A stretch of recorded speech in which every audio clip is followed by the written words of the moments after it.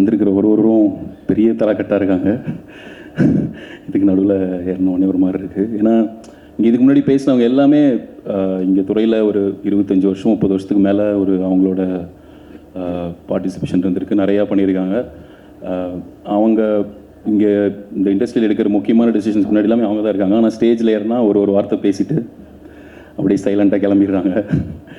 அழகரண்ணன் ஆகட்டும், அருள்பதி சார் ஆகட்டும், லலித் சார், இப்போ செந்தில் சார் பேசும்போது கூட அவருக்கு ஒன்றுமே தெரியாது, அவருக்கு பேசவே தெரியாதுன்ற மாதிரி தான் பேசுகிறாரு. ஆனால் ஒர்க்கில் அவர் பார்க்குற வேலையில் வந்து பயங்கரமான ஆள் செந்தில் சார்.